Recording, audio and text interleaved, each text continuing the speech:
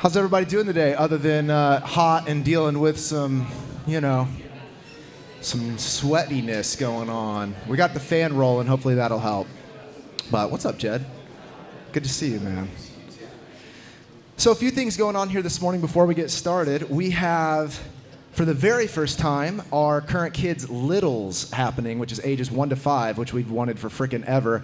And Tasha is already in the space. She is ready for that. And then my daughter, here with the Brixton shirt. I know, nobody thinks that I got an almost teenager, but welcome in, fine to see, yeah. This is my daughter, Sophia. She's actually a certified babysitter, legit. So, CPR certified. She can, do all sorts of stuff. She can change a diaper, but we're not gonna change diapers here. Just saying if she, for her own private practice. You know what I mean? But if you have a little, follow her over, and it'll be in the same space where the kids meet, where Betsy is ages 6 and up. So, and be sure to retrieve your child after the service, as always. Thank you, Sophia. Have a wonderful current kids littles for the first time. All right, lead them on over. A few things, announcement-wise, before we get dropped in. Dude, freaking, just like, for a second, I got a bunch of stuff to roll through here really quick. But I just have to name, it's so fun, just rapping with people beforehand, and I'm feeling like this heightened energy because I'm just stoked about the conversations that I'm having and everything. So I'm even myself trying to reel back down a little bit, but it's freaking awesome, just to have these conversations with people that are on the same path of heart, and just feeling very, very grateful and trying to come down a little. If you're into the human design thing, I'm a projector, so all I do is, so if you come at me with that heightened energy, I'm gonna meet you there and be really worn out later. So a few things that we have going on. August is stacked with events. What's up, Melissa? I'm about to talk about you. I'm glad you're here, in the best way. And a few things going on. A week from today, Melissa is leading a sunset hike next Sunday night. We're going to meet at 6:45 at the Tamarack Avenue Lake Calavera Trail.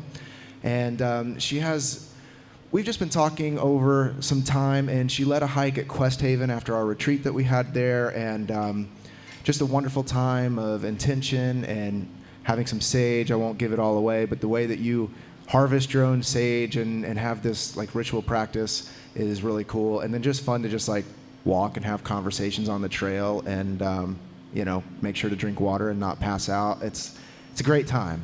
I actually won't be able to be there, but Melissa is there, so get a good look at her, because if you're looking for the John the Baptist looking person, I won't be there. But Melissa will be there, and meeting at 6:45, set an intention. She said bring a poem or even an excerpt from maybe a mystic that you love that helps you connect to nature, and share that at the beginning, and then go on the hike for the sunset. And then afterwards, it's a little bit dark heading back, right? So, use your flashlight or a headlight or something and get back safely. But that's happening next Sunday, the 9th, 6:45. Info is on the gram, and all that good stuff. So next thing we have happening is we're starting a film club.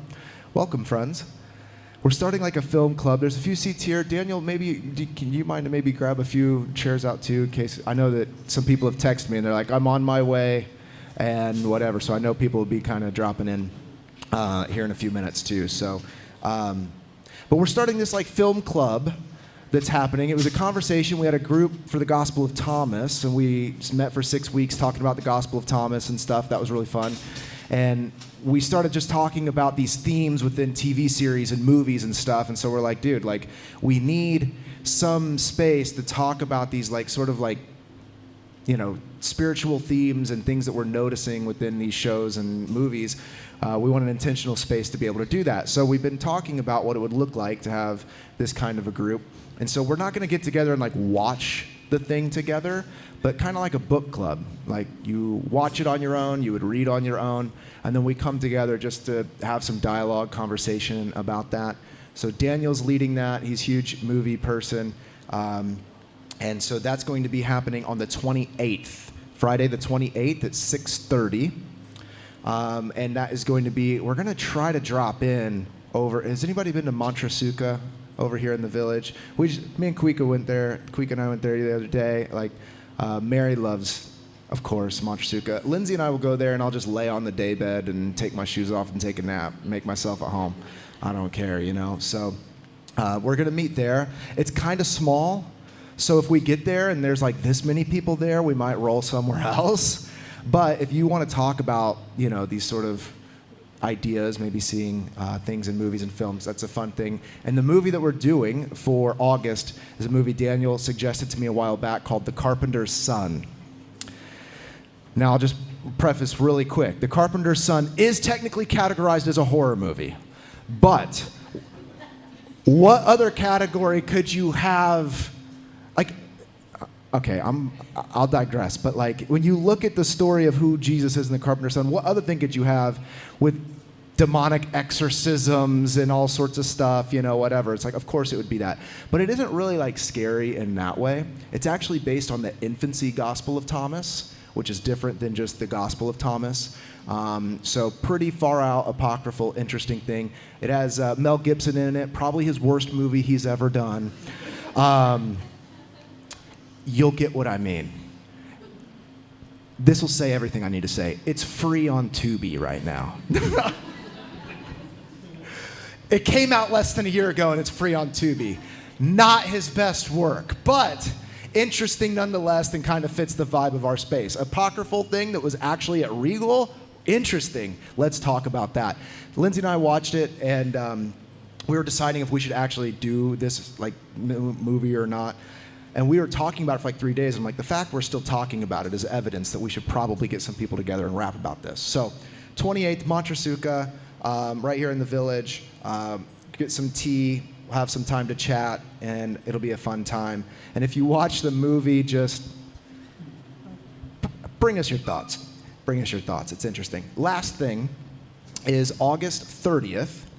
We meet on the first and third Sunday of the month. So the first and third Sunday, we meet here, and we're putting in all these extra things to just have community things and such, but every once in a while we get a fifth Sunday.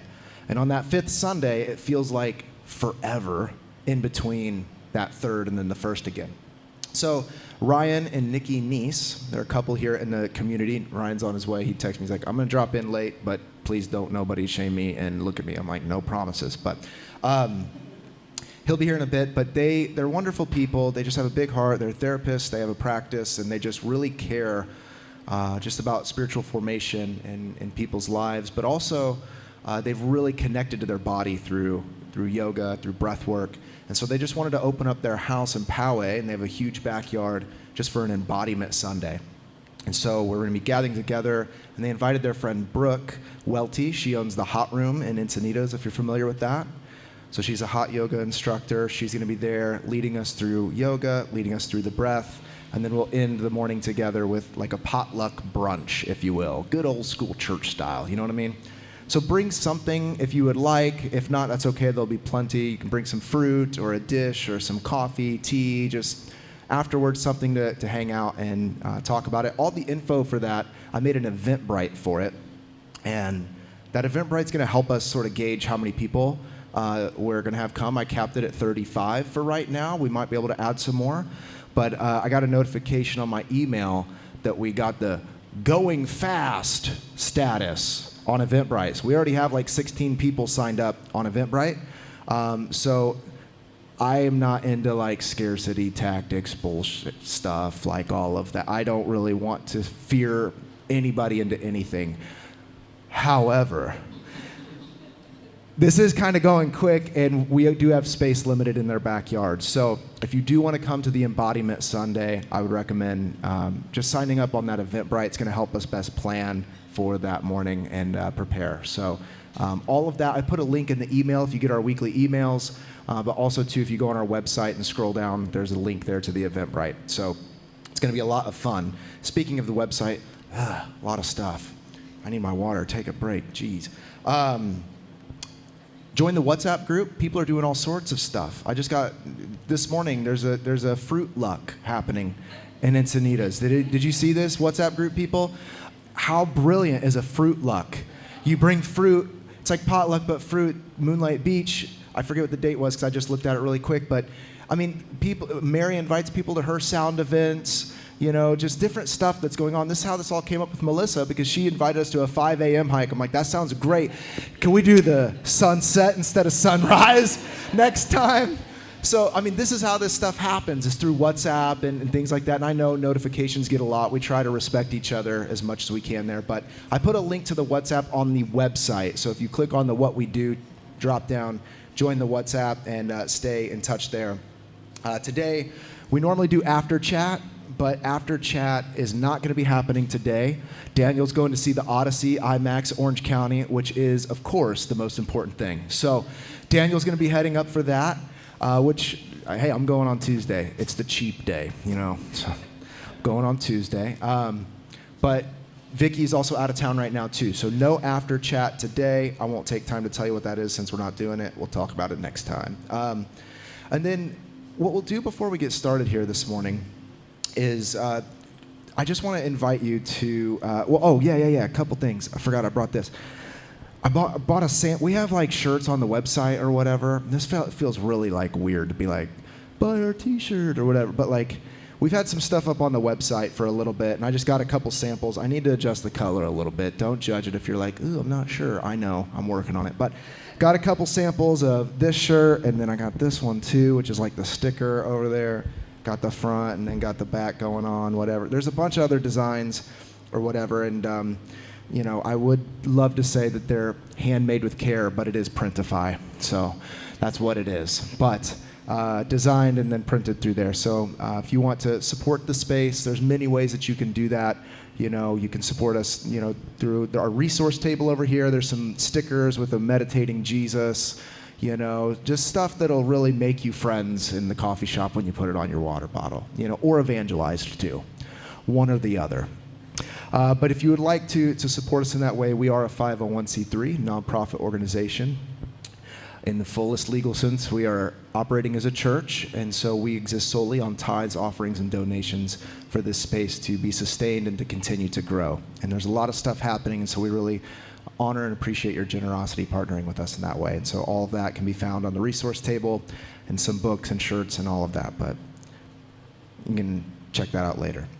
For now, what I would love to do is set our heart in the posture of receiving and to tapping into the real reason that we're here, not to get just a download of a bunch of announcements, but to tap into the presence that is true, here, always, all the time. And so as an intention, as a ritual, we light these candles. Do you mind to light our candles? As Lindsay's coming to light our candles, and before we close our eyes, I just want to invite you to this posture of openness. Maybe you found us, this is your first time here, maybe you haven't been here in a while, and life is just chaotic and things are happening. What I want to invite us into right now is just a moment of pause. Maybe you might have to, the fan will blow it out. I tried earlier, sorry. Oh, gotta be careful with the light. See, you gotta protect your light, man. People always wanting to blow that stuff out, dude. Gotta freaking, no, man, no. My parents are visiting from Indiana right now, so I'm like, this is me, dude. All right. You want to see a little? I'll show you a little bit. Yo, it's going out. It's going out. Relax. Anyway. I promised no dad jokes, and here I am, week 2. At any rate, what we do symbolically here is light the candle, and I raise it above, symbolically, to set the light above, to take a moment, to be able to come above our life and see from the vantage point of the divine mind. And so with the light above us, and as we close our eyes, if you feel comfortable to, of course, we just take a moment of intention to be here now.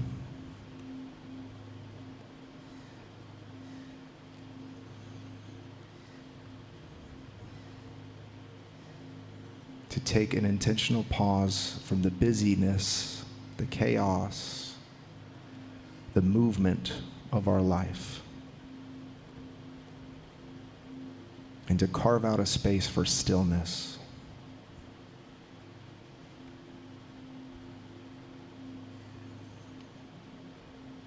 And that in this hour-ish that we're together, that we would tap into that sacred space of the heart. We would enter into the inner temple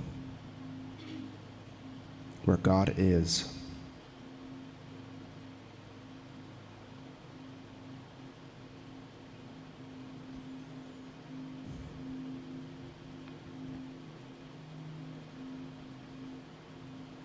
And as we calm into this space together, we invite our busy mind with all of its stories, narratives, opinions, and judgments about what's happening within the moment. I invite you to just suspend all of that for just a moment to see what God might be doing in this space, in this blip of time, and to trust that you were brought here for a reason.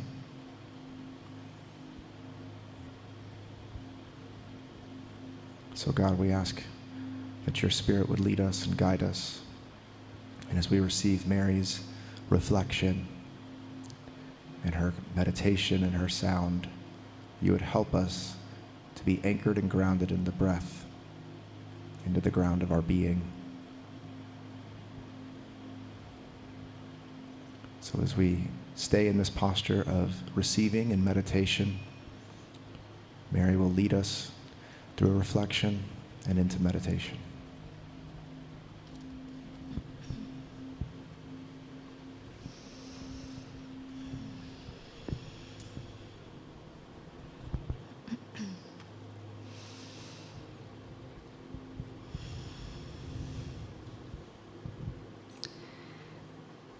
I have a journal that I like to go through a practice of each morning. It's a gratitude journal, and it has prompts in it. And there's a prompt every day for a positive affirmation. And this morning, as I was breathing and waiting for an affirmation to come to me, what kept coming through was, the breath in my lungs will get me through. The breath in our lungs will get us through every moment, no matter what that moment is bringing us, whether it's fear, grief, or sometimes even overwhelming joy that can feel so intense. We have to make sure we're focusing on that breath to ground us in and to get us through. And I wanted to share that today because maybe you're going through something where you just need that reminder to reconnect to your breath. The breath is such a powerful reminder that we're alive and we wouldn't be here without it. And it's a gift to be able to breathe air into our lungs and to have this special experience of being alive in this world. When I think about our lungs and how intricately we were designed for breath to flow in and out of them and to truly keep us living, we can't deny the beautiful power of God and God's design, not only in our lungs, but in each and every one of our hearts, being uniquely designed. So the breath is a reminder of all of that. And I just want to give you that reminder today. So I'll invite you as we begin to perhaps place your hands, if you want to open your eyes and look at me, just on your ribs, kind of giving yourself a little bit of a hug. And invite the breath deeply in through your nose And feel those lungs expand through the side of your ribs. And exhaling out through the mouth.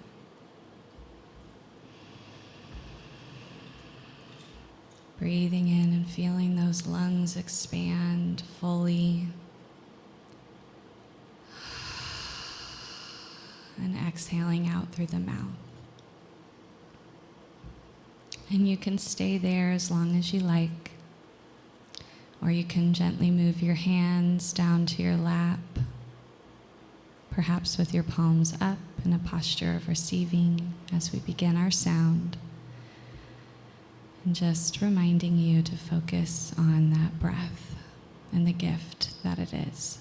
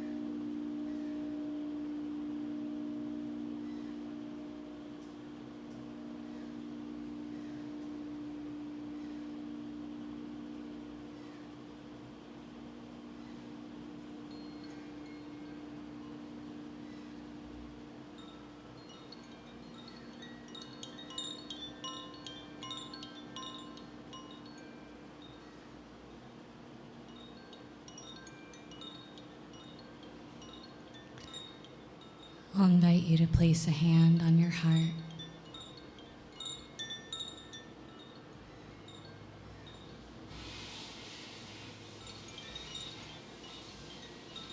And taking another nice deep inhale through the nose, sending that breath down to the space of the heart.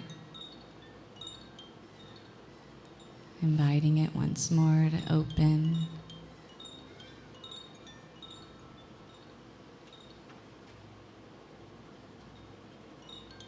And inviting in a sense of gratitude for the breath in our lungs.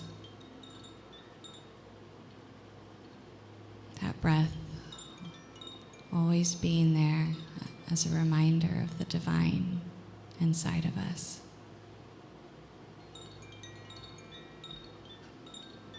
Allowing it to carry us through and to get us through each and every moment, no matter what that moment is bringing.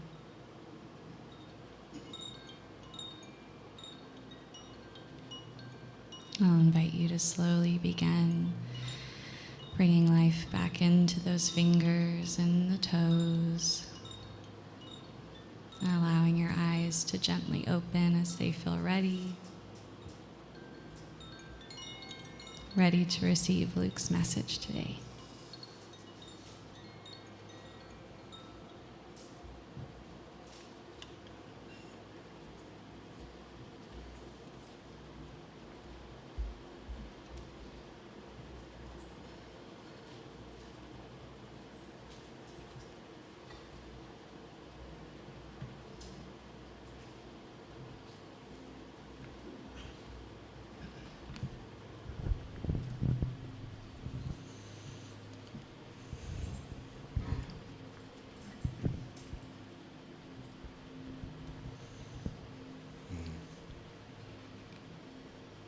Let's just take a moment.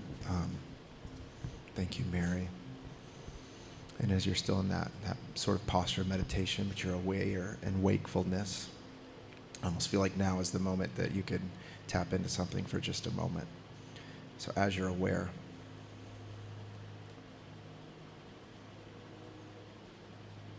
feel the heat of this room on your skin, the sweat on the bottom of your back.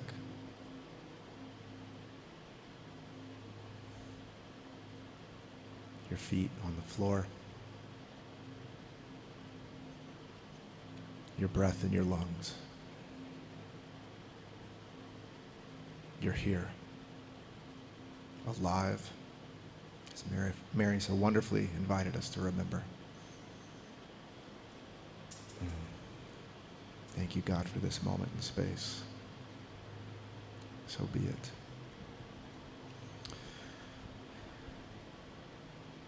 So, I wanted to take a few minutes, talk about some meditation here for a little bit. And I want to first acknowledge how odd it is to use a lot of words to talk about meditation. I heard one time a teacher once say that it's incredible how many books have been written about not speaking or allowing space between thoughts, and all, how many thoughts do we have about not having thoughts, And that's just kind of the beings that we are. I don't know about you, but I need a lot of help, dude. Need a lot of help getting there, and it's been a long process. But I've been really just recalibrating into a meditation practice again, and it hasn't come without a lot of frustration and things to get there. And so just wanted to talk a little bit about some findings that I've had that I think may be applicable and relevant to you, and you pick up what's helpful and ditch the rest as usual, But I guess I'll just start by saying, meditation is something that is in every tradition. Something that is in every spiritual tradition, every lineage. It shows up in maybe some nuanced forms and ways, but there is something that is fundamentally true about stillness, about openness, about letting go, surrender, receiving. There's something that is just fundamental in all expressions of religion, spirituality, tradition that is there. And I remember one time, I'm going to have to tell you a little story that I wasn't going to tell you, now I'm going to, and I'll tell you the backstory before I tell you the story if you want to go on the roller coaster ride with me here for a few minutes. I was thinking about this notion of meditation, and frankly, I don't know, at me afterwards or whatever, but how resistant my native tradition is to this practice of meditation, which is I come from the Christian tradition. For those of you that don't know me or getting to know me, I'm a pastor's kid, was involved in, all of that my whole life. Luckily, I didn't have to be a subject of like child labor or anything because it was a mega church, so they hired people for that. So that was a nice thing about that. So I just got to eat the snacks, and then in the teen years, just sneak out back and smoke cigarettes and skateboard, and where the real spirituality happens. You want a real education, hang out with the older, graduated kids out back that didn't get jobs and living out of their cars. That's the real spiritual life. Anyway, if you're new around here, you'll have to forgive my little trails and comments. But I remember just a time where I was trying to articulate that, did we have this problem last time with the fan? I think so. I was talking about how my native tradition, Christianity, has been in such resistance to this practice of meditation and, calling it all sorts of things or whatever. And the context is I was talking about meditation, and it was in 2020. The pandemic had happened, and we had tried to start Current for a second time. In 2016, we moved here from the Midwest to start Current. Didn't happen, wasn't the right thing. I'll save you the details right now. We tried to start again in 2020, and it was a whole, I don't know, if I wasn't sitting up here and trying to be somewhat conscientious, I would call it a cluster something. And it was that, and that's okay, and we learned a lot, and it's cool, but we did it for a year. But we were attracting a lot of people that were kind of interested in contemplative spirituality and contemplative things, but still were deeply rooted in a lot of Christian framework. And so we were doing things still like trying to keep our foot in these two worlds. And I was trying to introduce meditation to people, and I still have him. He's this like meditating Jesus in Jesus in lotus posture, sitting. And I would bring that as like a symbol and image, trying to help, people understand that there is a whole other way to see this religion. We don't have to just catch the guy on the worst day on the cross and be like, that's our symbol forever, Kind of odd. I wouldn't appreciate it. And so I'm trying to help people see that, like, most of what we call the Gospels is about this dude's life and what he actually did. And you look, some of the Gospels, it's only a sentence or two that the guy gets killed, and then Anyways, I digress. Again, at me later. We can talk about it. But we had a group at our house, this small group happening, and we were meeting on the beach, and then we were doing this other sort of like intentional meditation group where people that wanted to maybe drop in a little bit deeper, have some more intentional time, which I'm feeling like we need to be doing again in this sort of space, some real intentional, and I love sound healing and I love guided meditation, but just getting down to pure group stillness, silence together. We're going to do that again, but we were doing that at this time, and I invited some people at the house. We had a handful of people over, and the reason I'm telling you what I'm about to tell you about this particular individual is because, as synchronicity would have it, I wasn't going to tell this story because it feels a little condescending. But I pulled into our storage unit to pick up our things this morning, 2 hours ago, and this dude that I'm about to talk about was at the storage unit. Yikes. At the storage unit, Jesus. Yes. At the storage unit over here. And I was like, that's so crazy. I've not seen this kid in years. I was about to tell this story about him in my living room. I wasn't going to tell it. I see him over here. He's pulling out, so I'm like drinking my water, like, And of all days, I'm wearing a Current Collective t-shirt. I'm like, I'm definitely getting spotted because we used that name back then too. So I hid from him for a minute like a bold, courageous man. And I was like, okay, God, I guess I'm supposed to tell everybody that story today because I saw this kid and it's wild. So 6 years ago, we were meeting on the beach, and he stumbled upon our little, wannabe Jesus movement group or whatever it was, and started really leaning in, but he was really leaning in more. He was freshly saved, okay? And that's a beautiful, wonderful thing. I've been in these seasons of my life too, where you're very much what we would call in that circle on fire, And that's great, and it can be special and a very wonderful thing. Not without a lot of, collateral damage. But still, I look back and that's, is that ringing too gnarly, Ryan? Is it too bad? That's not too bad. Okay, not too bad. Well, if it is, let me know. So, telling you this story to say that we were sitting there and I was talking about meditation practice and the value of it. And he so genuinely, but with kind of that early onset religiosity, zealot kind of vibe, was like, can you show me where meditation is in the Bible, please? Show me where it's at.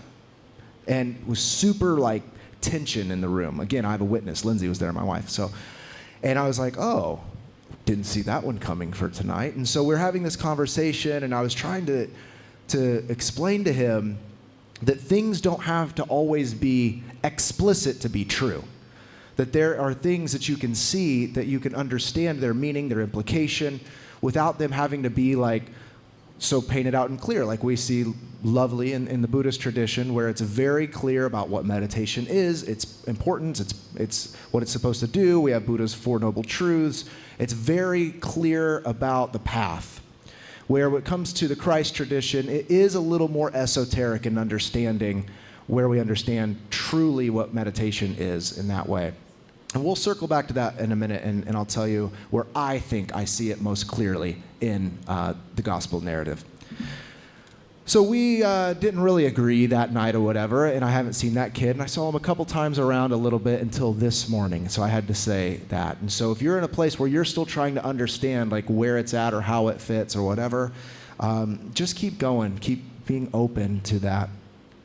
And so meditation has been a practice in my life for a long time, and I don't tell you that so you can be like, wow, Luke's pious. Just saying, that's something that really saved me about a decade ago. I was going through my first real, I feel like, true dark night of the soul, and reevaluating everything I thought about God and life and everything. And in somewhere I just got introduced to this idea of mindfulness meditation. And an incredible experience happened to me in meditation that I kept coming back to it over and over. And it became such a devoted and dedicated practice. And so for all these past 10 years, just been focused on carving out time to actually sit. And so for a second, I just want to encourage you that many times we think about meditation and we're like, I don't have time to sit crisscross applesauce for 20 minutes, dude. I don't have time in my life. I'm busy. I have kids. I have work. I have life. I have all of these things going on. And we see these images of people sitting in stillness for extended periods of time. And we think, wouldn't that be nice one day when I can get my life structured and ordered, and sometime, somewhere in the future, I reach a season of my life where there's no chaos and everything's nice, and I'll have the space in my life to just sit and meditate on the bigger existential things of life and be open to allowing my thoughts float down the stream of consciousness and be present and, I don't know, maybe grow a beard and have some beads. I don't know. We'll see what that season of life comes with. And I just want to encourage you that time probably is not coming. And I would argue it's never going to come until you sit. And this, I'm not very dogmatic about much. We have a sticker over here with the dogma with an X over it that says just say no. I'm not dogmatic about much. However, the anchoring thing that comes back to me over and over and over throughout the years is the practice of meditation. I do think meditation can be more than just our sitting, but I just want to, I don't really get very preachy up here very often. It's mostly reflections and probably things I should be going to see my therapist friend about and talking to him in private about. I'm quite vulnerable and open. I'm a Scorpio and a projector. That's just how life goes. But I just feel, not that I am those things. I'm the one beneath those things. But I just feel like that is something that in my life, I have to be diligent about that practice and make time for it. The problem is, though, we want to resist the sit so much for all of the reasons that we've just named. We don't have time, we don't have this, we don't have that. But I just want to encourage you that there is something for you in the seemingly meaninglessness of sitting in stillness, especially in the chaotic world that we have today. And we have our news feeds that's filled with all of the things that is trying to instill a reaction out of us. We have relationships, we have our marriages, we have our work relationships, we have our parents in town from Indiana. We got all sorts of things that are happening in our life, and it can be so tempting to make a reason not to. And I'll be real honest with you, I ebb and flow. I'm not like a total, the Hare Krishna folks that get up at 4 a.m. every day. I'm not like that, but pretty much, more days than not, I find a time to sit. But I'm gonna be really honest with you, because I'm just a human being trying to do the best I can at being a human being. And a few months ago, I got to a real breaking point. As many of you know, I was going through this long funk of just disinterest and frustration and just a lot of the stuff that goes on in myself. And I started to just be like, I don't need meditation, dude. I started to feel, how do I feel about even leading current and all of this? And I started to feel like my own inner life, are you really doing this spiritual practice thing forever? And then I started to get into my head about, and where has it gotten you, dude? You've been practicing meditation for a decade and you're still a freaking wreck on the inside, and you're self-sabotage, and your depression, and you're this, and you're that, and all the stuff, which none of you deal with, I know. I'm just in almost a rebellious act, I'm not going to do this practice anymore. I just don't, I'm going to just, I don't know, I heard one time Eckhart Tolle doesn't actually sit in meditation anymore, and I'm like, man, I don't know, maybe I'll just be like him and just not do it anymore, and see how that rolls. And I'm going to let that horse run right by me and not make a comment.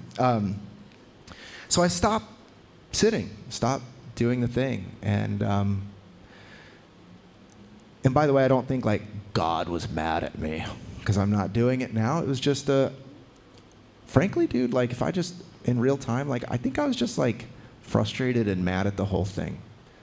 I just don't think I was getting what I felt like I was owed in devoting myself to the practice. And if I look back now, I realize there's this kind of sense of entitlement. And I think sometimes too, because of our culture that we grow up in, we are borrowing meditation from an Eastern worldview and framework, in truth. I do think it's in the Western practices, but certainly explicitly in the way of life of the Eastern life. And growing up as an American pastor's kid, I found myself kind of being transactional about it, I can only see that in retrospect, but in the moment, I'm I'm apparently not getting what I think I deserve from this 20 minutes of sitting.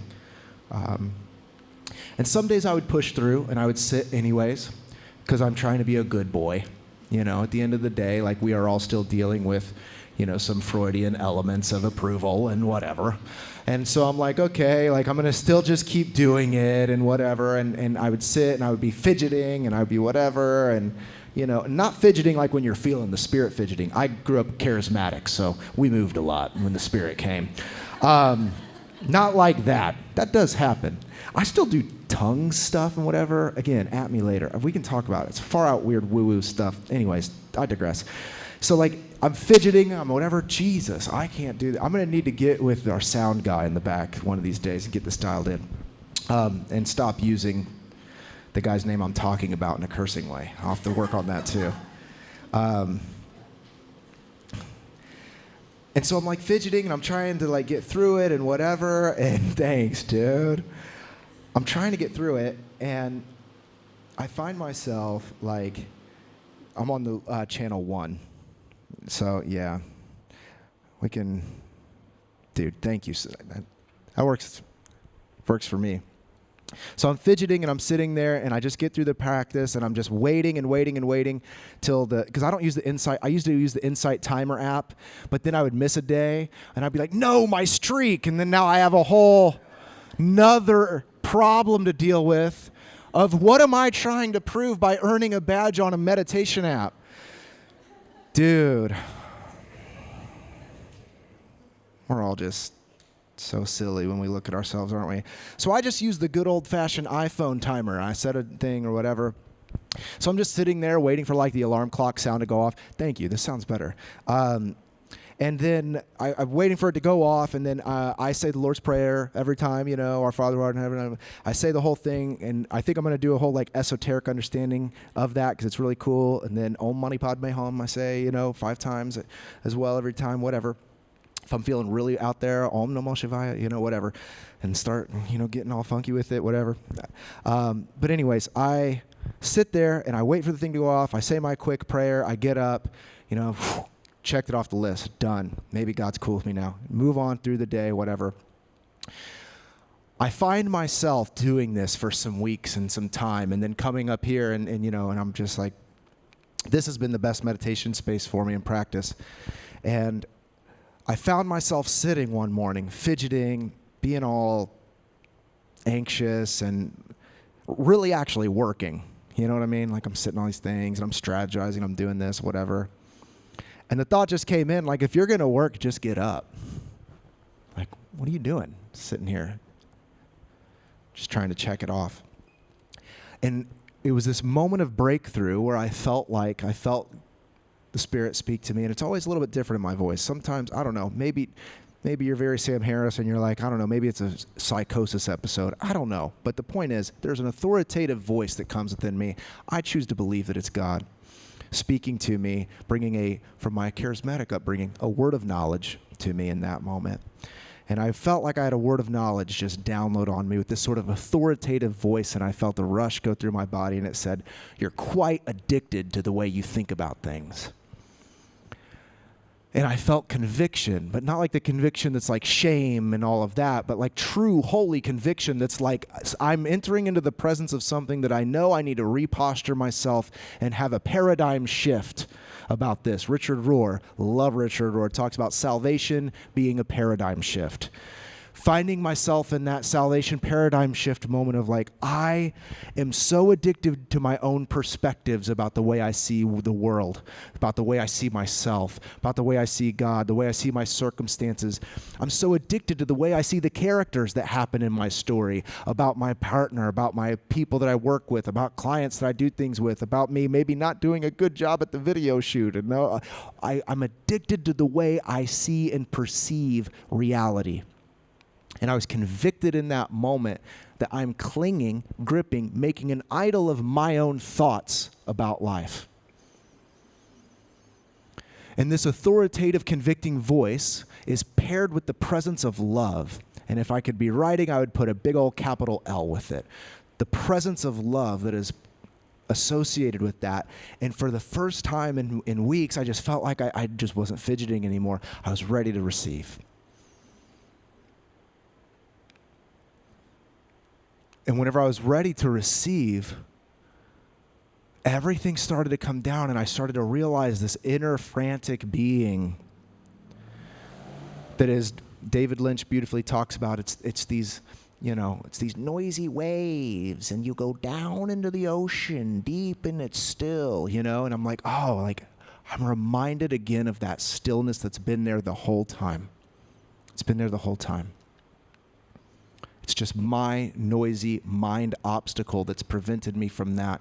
And frankly, my own irritation that's kept me from the presence, with capital P, presence, that's always there to support me. It's always there. And so as I got up from that meditation, a couple things, and I'll start to land this plane. We started to do ish, so we're, it's still within our time frame here. But I got up from that meditation, and I started to think about the real reason that I meditate. And I started to remember it's not just because when I'm in the checkout line at the grocery and the magazine says, meditate 15 minutes to lower your anxiety and maybe have lower cholesterol, which I got my blood test back. I got high cholesterol and stuff. Weird. I don't know. I'm working it out with my RN friend. So, it's like not just that. Like, meditation is doing something far beyond, yes, it's therapeutic. It can be therapeutic. Yes, it can be just comforting. Yes, it can be that.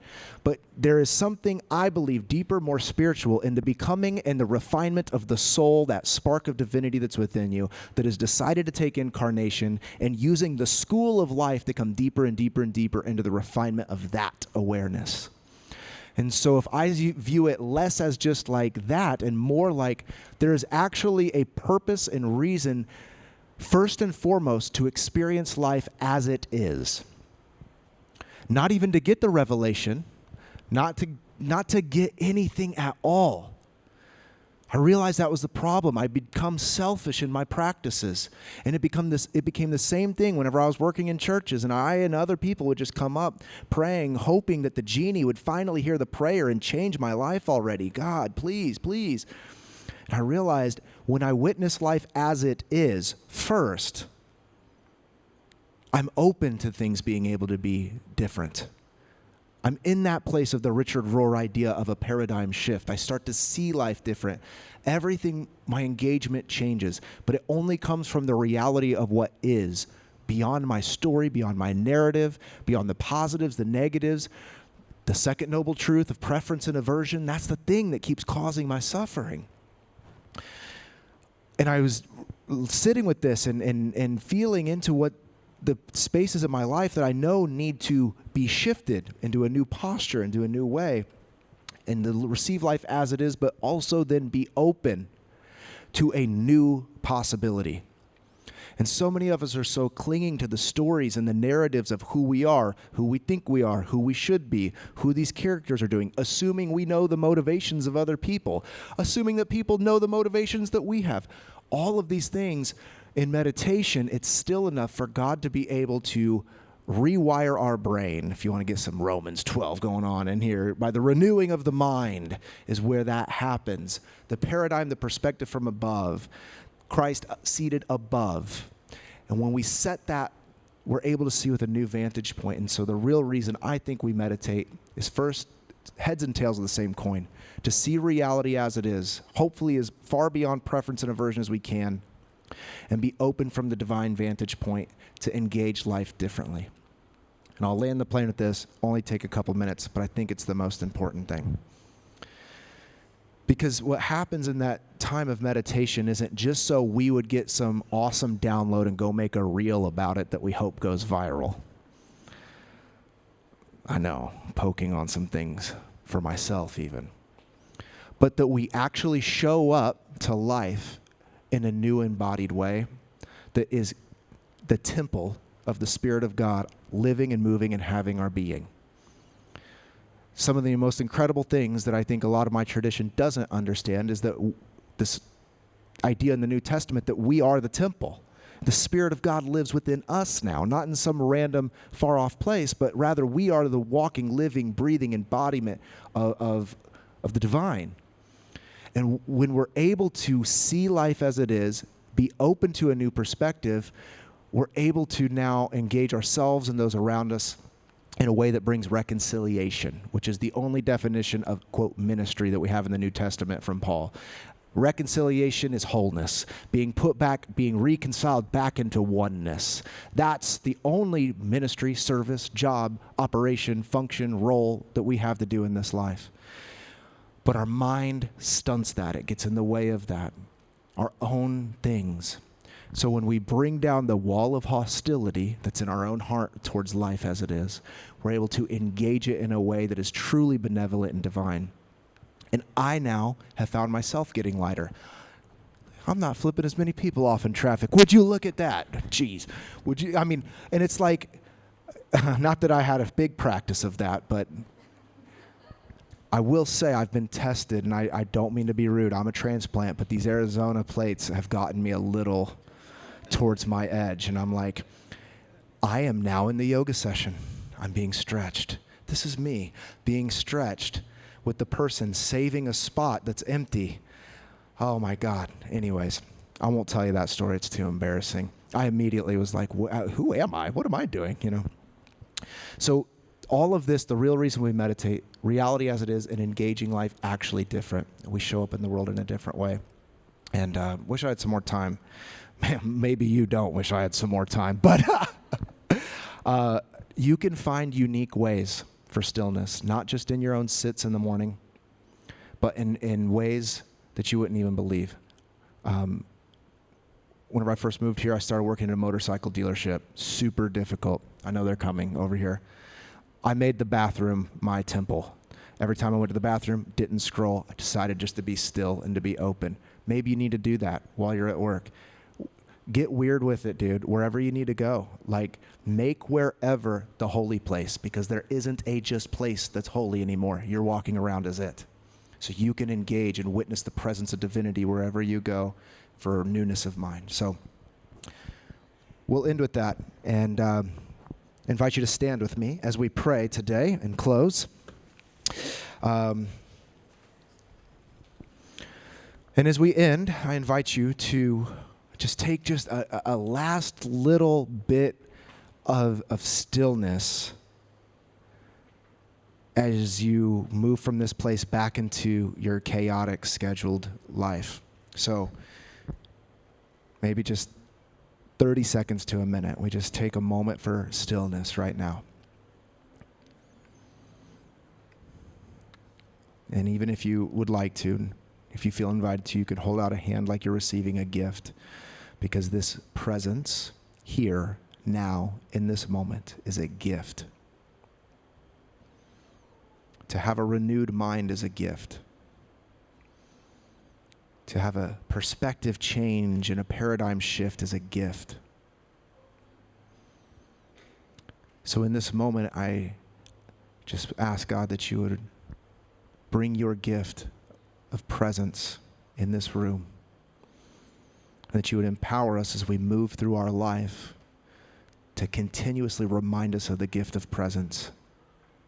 When we're driving in the car, when we're at the grocery store, when we're alone in our rooms, when we're at the office, remind us of the gift of presence beyond all that's happening.